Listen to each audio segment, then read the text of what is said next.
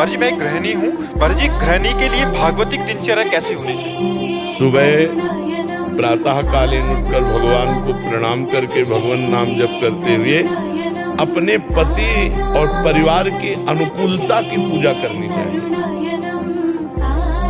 हमारे पति को सुबह अगर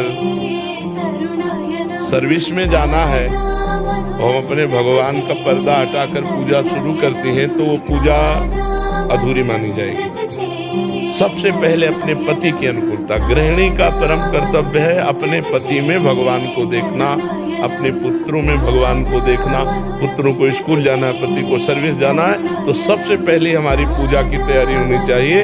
अपने पतिदेव को संतुष्ट करके खिला पिला के उनका टिफिन तैयार करके उनको भेजा, पुत्रों को स्कूल भेजा, फिर अपनी दिनचर्या। लेकिन ये दिनचर्या करते हुए हम नाम जप कर सकते हैं। हम रसोई बना रहे राधा राधा राधा राधा, हम सोहनी लगा रहे राधा राधा राधा, पात्र मार्जन कर रहे राधा राधा राधा।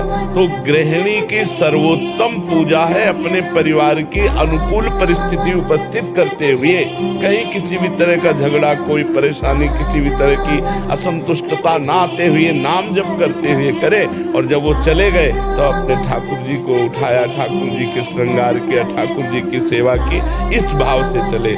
वो ये ध्यान रखे कि भगवान सब में है, केवल मूर्ति में ही नहीं है।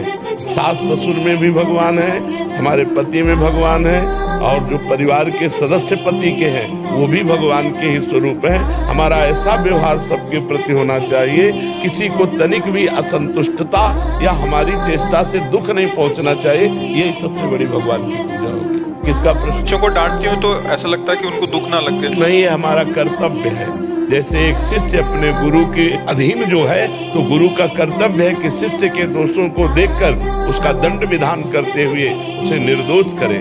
जैसे एक पुत्र पिता के अधीन रहता है तो पिता का कर्तव्य है पुत्र को गुणवान बनाने के लिए आवश्यकता पड़ने पर उसे डांटे, उसे शासन में ले। तो ये कोई दोष नहीं है, ये तो हमारा कर्तव्य है, हमें कर्तव्य पालन करना है।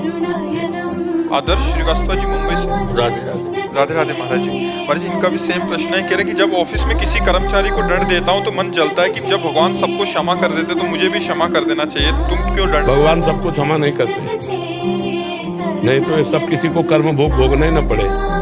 सब मंदिर जाते हैं, सब हाथ जोड़ते हैं, सब जय जय मनाते, नहीं क्षमा करते।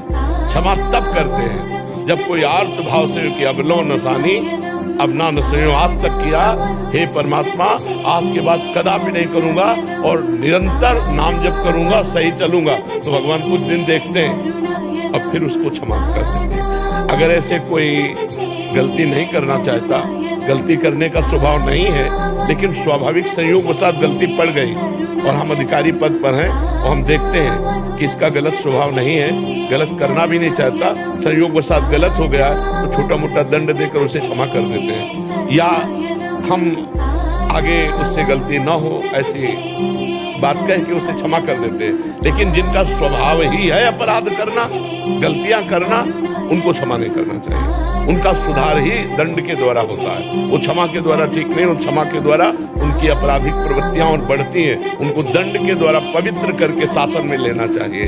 तो ये भगवान ने इतना तो ज्ञान दिया ही है कि सामने वाला व्यक्ति आपराधिक प्रवृत्ति वाला है या संयोगवशात अपराध बन गया है। कभी कभी ऐसा होता है कि आपराधिक प्रवृत्ति ना होने पर संयोगवशात अपराध बन जाता है। तो संयोगवशात प्रवृत्ति जो नहीं है उसको हमें क्षमा करना चाहिए, लेकिन आपराधिक प्रवृत्ति वाले को क्षमा नहीं करना चाहिए। उसे दंड देना ही भगवान की पूजा है। भगवान ने दंड विधान बनाया क्यों है? मान लो यहाँ तो कानून की ये व्यवस्था है, हमारे यहाँ नरक की व्यवस्था है, बड़े बड़े भयंकर कष्ट नरकों में दिए जाते हैं। तो भगवान ने ही तो बनाया है। जो आपराधिक प्रवृत्ति वाले अपने स्वभाव को नहीं ठीक कर पा रहे हैं और पाप करते चले जा रहे हैं, तो उनका मार्जन होगा दंड। जैसे यहाँ जेल में होता है, डंडा चलता है, 20 साल की सजा हुई, ये हुआ वो, ऐसे वहाँ भी नर्क का विधान है। जो यहाँ दंड नहीं भोगते उनको फिर नर्क में दंड भोगने को मिलता है। तो इतने कमजोर नहीं होना चाहिए।